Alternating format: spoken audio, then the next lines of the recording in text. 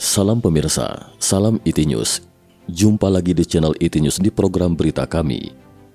Hari ini kami akan sajikan berita. Wall Street Journal mengutip informasi dari sumber yang mengetahui masalah melaporkan bahwa militer Tiongkok sedang mempercepat pembangunan senjata nuklir dengan salah satu alasannya adalah setelah meninjau bahwa kebijakan Tiongkok dari pemerintahan AS sekarang lebih bersifat predator atau war hawk daripada pemerintahan sebelumnya. Karena itu Beijing khawatir dengan kemungkinan Washington menggulingkan rezim komunis. Simak selengkapnya.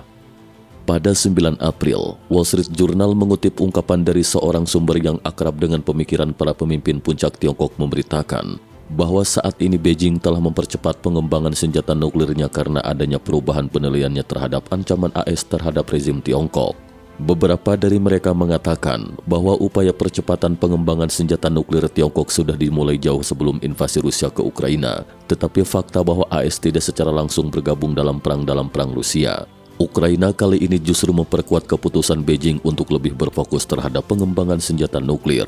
Pemimpin Tiongkok percaya bahwa memperkuat pengembangan senjata nuklir Tiongkok merupakan cara untuk mencegah Amerika Serikat terlibat langsung dalam potensi konfliknya dengan Taiwan. Menurut para analis yang mempelajari citra satelit untuk wilayah tersebut, bahwa dalam pemantauan mereka menemukan kegiatan pada 100 lebih proyek yang berada di wilayah barat terpencil Tiongkok yang dicurigai merupakan sumur untuk peluncuran rudal dan penyimpanan hulu ledak nuklir yang mampu mencapai daratan Amerika. Pekerjaan pembangunannya semakin gencar akhir-akhir ini. Berita selanjutnya, sumber militer Tiongkok menganggap senjata nuklir mereka sudah usang. Pejabat militer dan analis keamanan AS khawatir bahwa percepatan pengembangan senjata nuklir Tiongkok dapat berarti mereka mungkin dapat melakukan serangan nuklir secara tiba-tiba. Tetapi sumber yang dekat dengan kepemimpinan Tiongkok mengatakan kepada Wall Street Journal, Beijing berjanji untuk tidak menjadi yang pertama menggunakan senjata nuklir. Sementara itu, militer Tiongkok berpendapat bahwa dengan senjata nuklir mereka yang sudah usang akan membuat perlawanan terhadap potensi serangan nuklir AS menjadi tidak efektif. Kemampuan nuklir Tiongkok yang lebih rendah hanya akan membuat Amerika Serikat semakin tertekan, kata seorang sumber yang dekat dengan pimpinan partai. Berita selanjutnya, pengembangan senjata nuklir Tiongkok menyulut kewaspadaan militer AS. Ambisi Tiongkok untuk mempercepat pengembangan senjata nuklir telah menimbulkan kekhawatiran pihak militer AS. Charles Richard, Komandan Komando Strategis AS dalam sebuah sidang dengar pendapat di Kongres AS pada 5 April mengatakan, senjata hipersonik dan persenjataan nuklir Tiongkok berkembang pada tingkat yang mengkhawatirkan dan meningkatkan ancaman terhadap Amerika Serikat. Charles Richard mengatakan, pada bulan Juli tahun lalu, militer Tiongkok untuk pertama kalinya menguji kendaraan peluncur hipersonik atau Hypersonic Glide Vehicle (HGV) untuk rudal balistik antarbenua ICBM. Teknologi itu akan sangat mempengaruhi stabilitas strategis AS. Dia juga mengatakan bahwa setiap rencana aksi Pentagon dan setiap kemampuan lainnya dibangun di atas asumsi untuk menekan ancaman terhadap strategis, terutama ancaman pada penggunaan senjata nuklir. Charles Richard menambahkan, militer AS sudah tidak lagi memiliki kemewahan untuk mengasumsikan bahwa risiko masih dapat dianggap rendah, terutama selama masa krisis. Pihak berwenang Tiongkok juga sedang gencar membangun ladang rudal nuklir yang masing-masing memiliki sekitar 120 buah sumur peluncuran di wilayah barat mereka, kata Richard. Sebuah citra satelit yang diperoleh tahun lalu mengungkapkan bahwa militer Tiongkok juga melatih pasukannya untuk melawan pasukan AS. Pada bulan November 2021, citra satelit yang disediakan oleh Maxar Technologies menunjukkan bahwa di lapangan tembak tempat latihan militer yang baru dibangun di Gurun Taklimakan Xinjiang, muncul target tiruan berskala penuh dan proporsional dari kapal induk Angkatan Laut AS dan setidaknya 2 buah kapal perusak peluru kendali kelas Burke.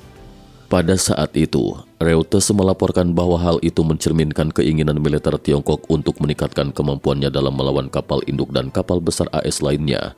Di tengah meningkatnya ketegangan kedua negara atas konfrontasi di Selat Taiwan dan Laut Tiongkok Selatan.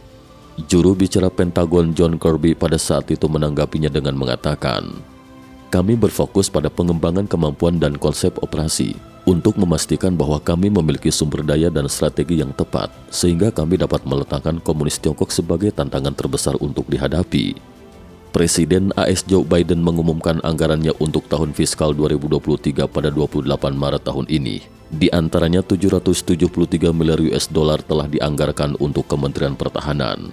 Pada hari yang sama, Menteri Pertahanan Lloyd Austin mengeluarkan pernyataan yang isinya merinci penggunaan anggaran tersebut antara lain untuk membeli berbagai senjata canggih untuk memodernisasi kekuatan nuklir, Angkatan Udara, Angkatan Laut, dan Angkatan Darat Amerika Serikat. Lloyd Austin mengatakan anggaran fiskal 2023 memungkinkan Kementerian Pertahanan AS untuk mengembangkan, mendapatkan dan memodernisasi kemampuan militer demi memastikan efektivitas tempur di semua lini untuk memenuhi tantangan yang terus meningkat dari komunis Tiongkok, juga untuk mengatasi ancaman serius dari Rusia. Apakah Amerika Serikat mampu melindungi Taiwan? Mark Milley, Kepala Staf Gabungan AS, menyatakan keyakinannya terhadap kekuatan militer AS saat berbicara dalam Forum Keamanan Aspen pada 3 November 2021. Dia menegaskan bahwa AS benar-benar mampu melindungi Taiwan dari invasi militer Tiongkok jika diminta. Dia juga mengatakan bahwa AS mempertahankan kebijakan ambiguitas strategis atau strategi abu-abu dalam pendiriannya untuk melindungi Taiwan, dan jika Tiongkok mencoba untuk menguasai Taiwan, maka itu akan menjadi hak bagi Presiden untuk memutuskan apakah AS terlibat atau tidak. Yang jelas kami mampu melakukan segala macam hal di seluruh dunia, termasuk di Taiwan jika memang itu diperlukan. Kami sama sekali tidak meragukan hal itu, kata Mark Milley. Sekian IT News hari ini. Terima kasih telah menonton dan silakan subscribe channel ini dan bagikan ke teman-teman Anda. Jika Anda memiliki opini, silahkan beri komentar di bawah ini. Sampai jumpa.